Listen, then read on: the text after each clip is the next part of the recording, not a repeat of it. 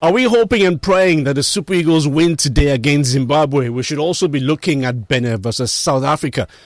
South Africa must not win that game, Abego. No, we go beat Zimbabwe now. We'll beat them through. Yeah, but South Africa must not win. See, let me tell you something. So Benin should win. I prefer Benin winning also doesn't do us any favors, right? It's 0-0. No, but we still have one game against Benin. And you we beat Benin. It's not in Nigeria. No, we're going to win on our games moving it's forward. Not but whoever has to lose for us to rise high has to lose. Because Benin are 2 points ahead. Benin are 2 points ahead of us, right? Yes. So Benin are 2 points ahead of us, and they're still coming to Nigeria. We'll beat them through winner. We'll beat Benin. We'll beat Benin. That one, if I can, we'll beat Benin. What about even we raw? Today we'll beat Zimbabwe. Zimbabwe will beat them for sure now. We'll pursue them come out. That's when they're talking this stuff. We'll beat them. We're not Benin now. We won't lose 2 goals, and we won't, no, that doesn't happen to us.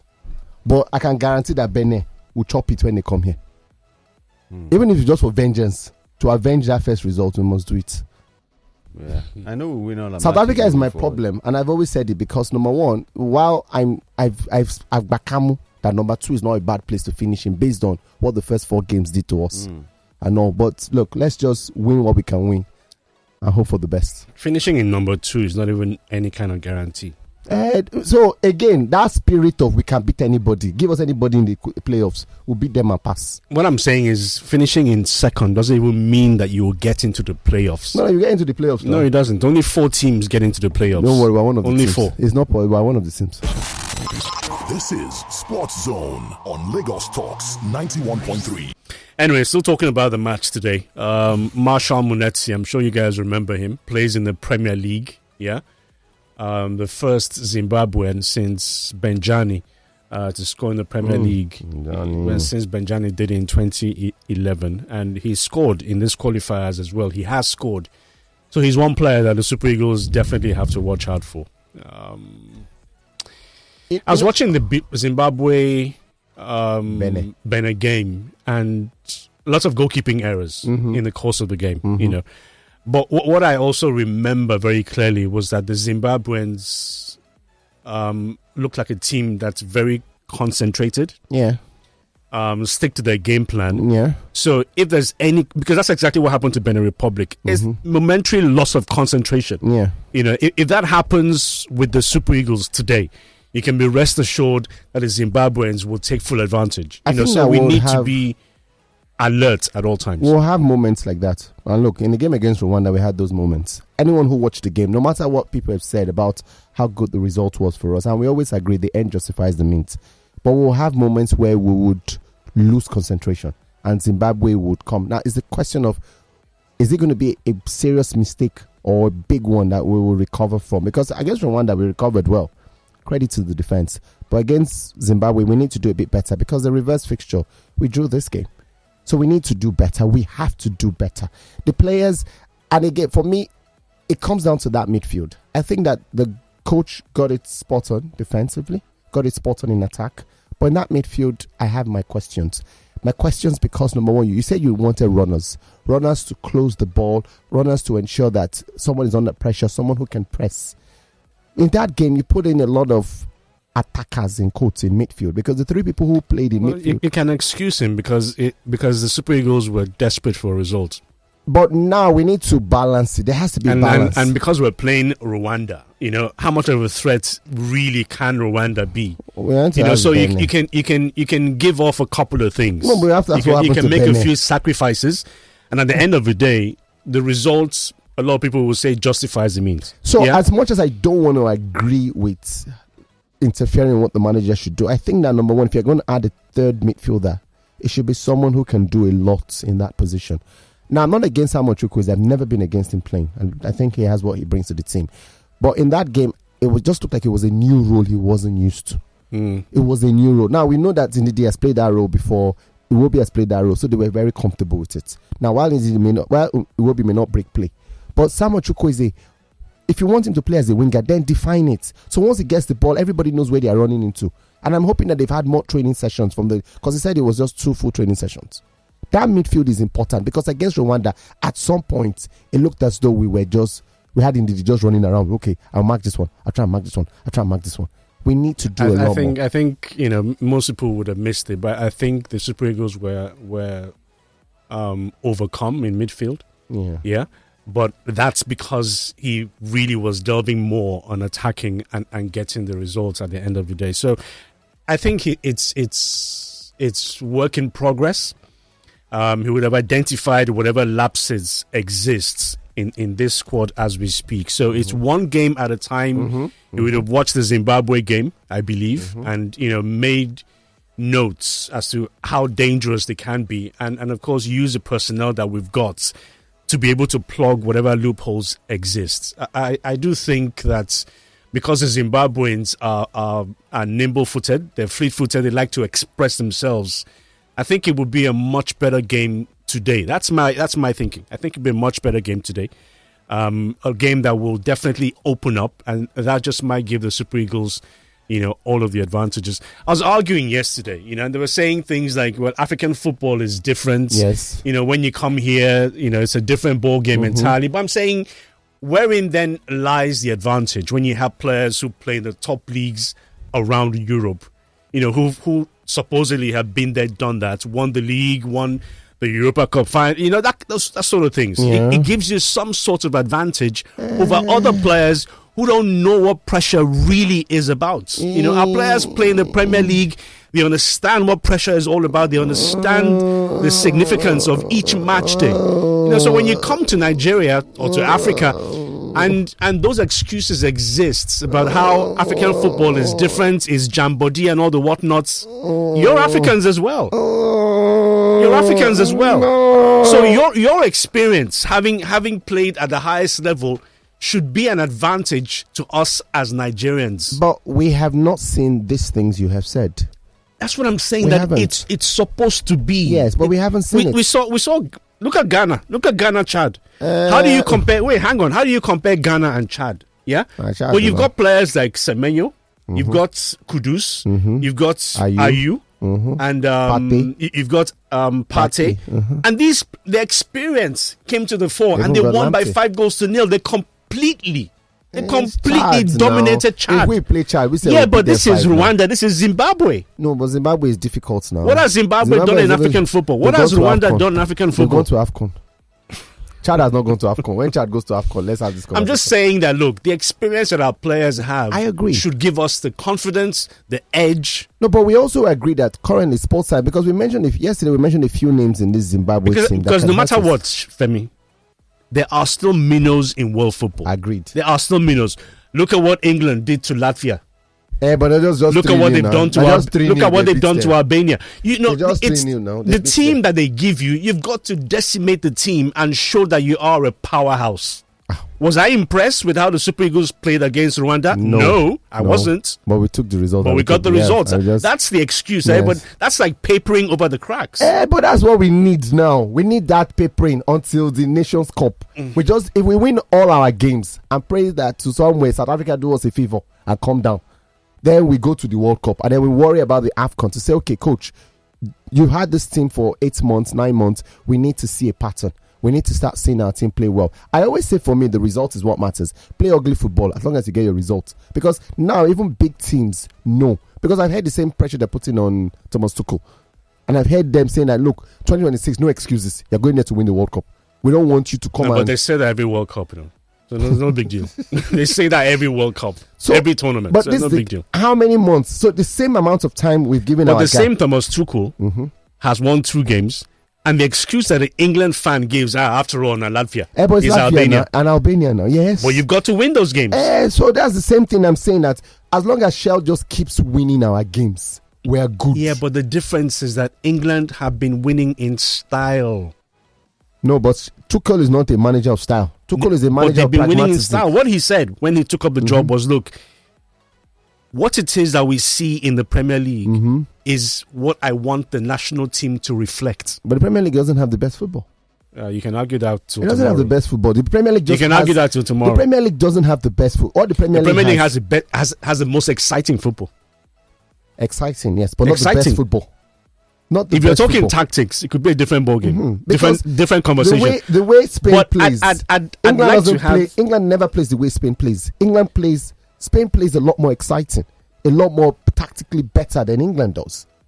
Even the Netherlands, if you watch how the Netherlands play, England is just, we know what we need to do, smash and grab. We're moving from here to here. No, they've gone beyond the smash and grab. But last tournament, England was smash and grab now. Because they had an England coach. And they had an England coach. When last did England not have an England coach? It will take you all the way back to the mid 2000s, mid 2010s or so. Because remember, before every time England has had a foreign manager, the play has been different. You can see expression on the pitch. But when last did they have? Because if I remember clearly, and I stand to be corrected, it was Gareth Southgate, it was Big Sam, it was Roy Hodgson. So it was the person before Roy Hodgson who I do not remember. That was the last person that wasn't English. So England has, at least for 10 years, they've had an English manager. This is why they play this smash and grab. But they've gotten to finals with it. Which do we prefer, to get to finals or tournament? Did they win? No. But if we get to a World Cup semi-final like this, that's not public holiday.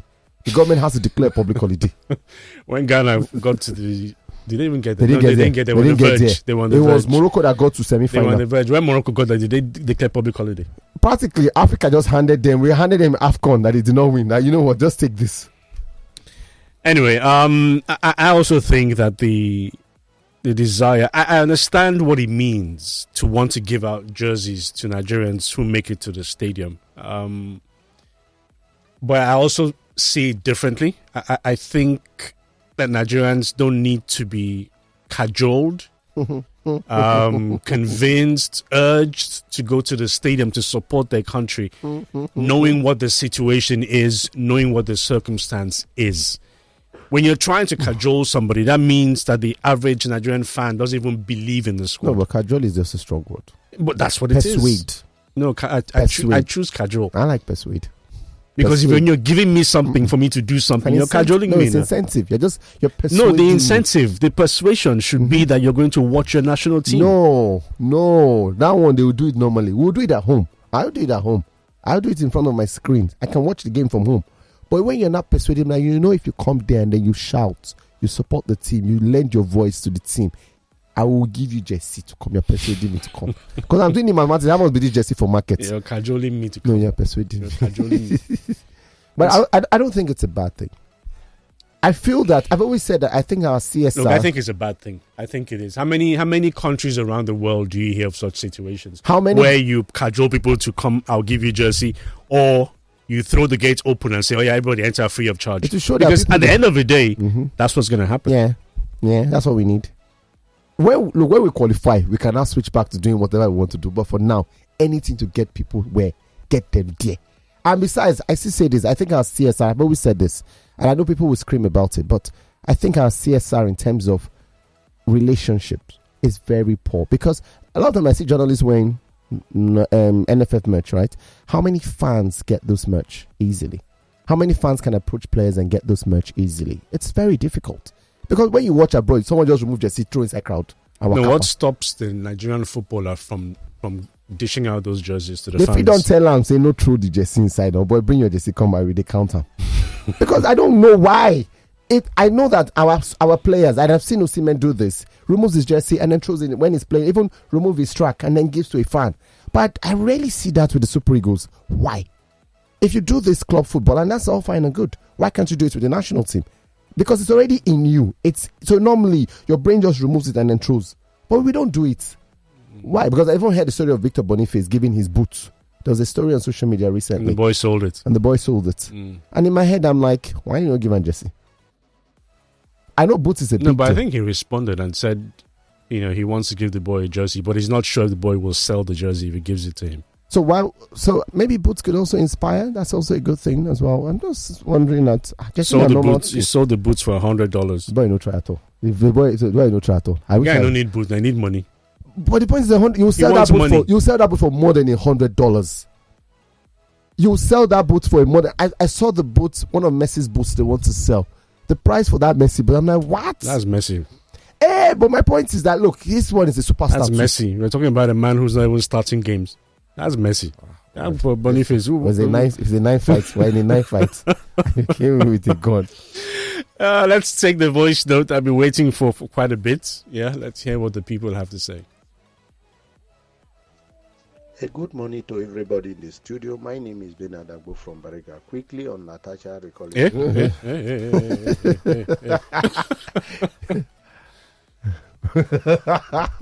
Okay, good morning, sirs. I pray our defense line, along with our midfielders, be at their best today. What is the state of testing Balogun Stadium in Surulere as of today? If our players can emulate the tenacity of the Portuguese players against Denmark, we need to cultivate the habit of maintenance culture. Kudos to the management of the Yo Stadium, Benga Shoyemi. Yeah, Lagos boy, no, answer his question. What's Lagos. the state of the testing? It's not ready. They are still making renovations. It's not ready. It's not ready. And if it's ready, I'm not sure the Eagles will play there. Not sure the Eagles will play there. Good morning, SportsZone. The coach should not play Olaino on the left back like he did against Rwanda. Again, while I understand what you are saying, I think that Bright Osai Samuel also puts in a good shift at right back. So I think we're blessed. Olaino can play both. I think at this start of this season, he played at left back at Nottingham Forest. By the time they brought in Moreno, he switched to right back. So if he plays there, I don't think it's a problem. Just get the job done. I know that's the most important thing. All right. Yeah, I'm going to leave my motto, I beg. I leave my motto. No. They're still asking about this, your motto. It's old model. They should come to the office and see your motto now. That's what they say. John from Magada, come tomorrow. I'll give you. Maruf from Agege. Is it Maruf or Manuf? Maruf. Maruf is Maruf. I want the Super Eagles to declare a state of emergency against the Zimbabweans and give them water. Let them collect plenty. My brother, we don't beat Zimbabwe plenty. We should be very careful. Hello, good morning. Good morning, Mr. Charles and Sofami. Good morning. Yeah. I hope we have the best of game today, at least with the same tenacity they showed. And I hope that our second half also will be so good, because our second half against Rwanda, I think things were a little bit disorganized with the changes, and they kind of took over a bit of the midfield. So I'm quite positive, and I love the energy Mr. Charles brings. Declare state of emergency on negativity, even though the environment seems so harsh, but let's be positive and wish Super Eagles well. What about Uncle Shegun? I think he's in the gym somewhere. Have a nice day. Let's also read the comments of Zimbabweans on what the coach said about Zimbabwe. He also brought down his own country by saying they don't have such in Zimbabwe, only from Finland. Yeah, I depends on how you look at it. He says, I wish we had such a facility in Zimbabwe. That's what he said. I don't see that as bringing his country down. I don't know. Anyway, your thoughts. Sanchez from Ibadan. We Nigerians are a special breed of human beings. Akpabio was almost killed for building the stadium then, but it's now our saving grace, as it seems to be the only stadium that we have. Our negativity in this country is legendary, and we never see anything good in ourselves. Sanchez from Ibadan, who says, God bless Nigeria. Amen. Hello, good morning. Can you do it in 30 seconds? Can I come back? So you can't do it in 30 seconds. Wow. Now, wow. It's the part that you want to say it. Oh, man. 1,001 things. Okay, let's do this in 20. Good morning, SportsZone. I totally agree with you. No negative, always be positive. I'm currently unsupervised. It freaks me out too, but the possibilities are endless. Sebastian. Oh, good. All right, so let's take that break. We'll come back after this and continue. SportsZone, live on Lagos Talks. It says, good morning, SportsZone. We are at it again. End of this month, we'll see women's football teams around the world play friendly matches. Promise. You've been on and on about this thing. Well, he has a good point, though. But I don't understand why he keeps...